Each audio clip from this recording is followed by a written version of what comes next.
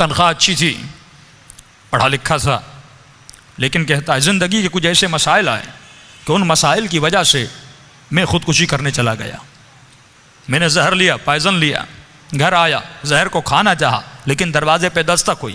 جب دروازہ کھولا تو میرے بچپن کا دوست گھر میں داخل ہوا۔ وہ جیسے گھر میں آیا اس نے میز پہ زہر کو دیکھا، اے دوست یہ کیا کر رہے ہو؟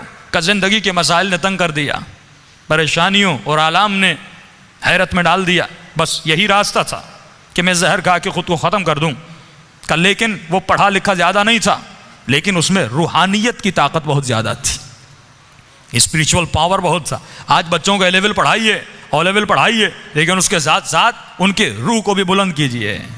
آج ساری توجہ اس پر ہے کہ بچوں کو انجینئر بنانا ہے، ڈاکٹر بنانا ہے۔ ہاں بنائیے، اہل بیت منع نہیں کرتے۔ فرمایا ربنا آتنا فی الدنیا حسنہ وفی الآخرۃ حسنہ۔ جتنا اس کی اسکولنگ کا خیال کرتے ہو اتنا ہی اس کی آخرت کا خیال کرو، کہ یہ قدر ہے، یہ احساس ہے کہ بھائی میرا بچہ مہنگے اسکول میں پڑھ رہا ہے، مہینے کی فیس 20,000 دے رہا ہوں، 10,000 دے رہا ہوں، تو مال دنیا کی خاطر یہ ماں اٹھنا نہیں چاہتی، یہ باپ اٹھنا نہیں چاہتا، لیکن صبح کو اپنے بچے کو ٹائم پہ اٹھاتا ہے۔ یعنی اس کی دنیا کی تو فکر ہے، لیکن یہی بچہ آخرت میں نماز نہ پڑھنے کی وجہ سے جب جہنم میں جائے گا اس کا پورا بدن جہنم کی آگ میں جلے گا۔ کہ قبر کی پہلی رات مولا فرماتے ہیں اتنا فشار قبر ہوتا ہے کہ ہڈیوں سے ماں کا دودھ نکلنے لگتا ہے، لیکن اس بچے کو نماز کے لیے نہیں اٹھانا، اس بچی کو اسکول تو بھیجنا ہے، ڈاکٹر تو بنانا ہے، انجینئر تو بنانا ہے، لیکن مولا فرماتے ہیں وہ علی کا شیعہ نہیں جس کے وجود میں غیرت الہی نہیں۔ بچیوں کا حجاب کا خیال رکھا کرو، ان کی عفت کا خیال رکھا کرو۔ کہ مجلس حسین میں آ کر اس بات پر رویا جاتا ہے کہ بی بی زینب کی چادر کو لوٹا گیا، لیکن اپنی بچیوں کا حجاب کا خیال نہ رکھیں،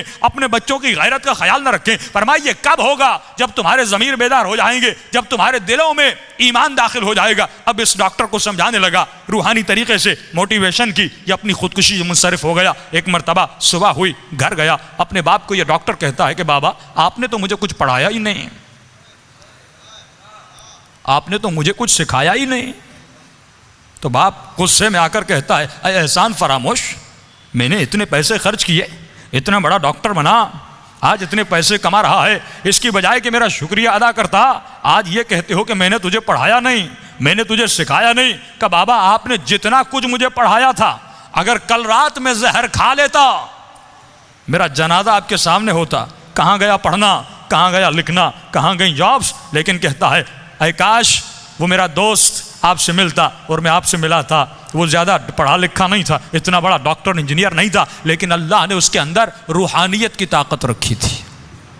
کتنے مصائب و آلام آئے اہل بیت پہ، اہل بیت نے کبھی خودکشیاں نہیں کی، وہ کبھی ڈپریشن میں نہیں گئے، وہ کبھی پریشانیوں میں نہیں گئے۔ ہم کیوں پریشان ہو جاتے ہیں؟ کیونکہ ہماری روحانی طاقت بہت کم ہے، ہمارا اسپریچول پاور بہت کم ہے۔ میں کہوں گا مولا یہ طاقت کیسے بڑھے گی، یہ پاور کیسے بڑھے گا، یہ روحانیت کیسے بڑھے گی؟ تو یہی آیت الا بذکر اللہ تطمئن القلوب، فرمایا ہمیشہ اپنی زبانوں کو ذکر پروردگار عالم میں مشغول رکھا کرو۔ آج یہ زبان ذکر خدا میں مشغول نہیں۔ دیکھیے اذکار کا بہت فائدہ ہے، ذکر خدا انسان کو یاد خدا میں رکھتا ہے۔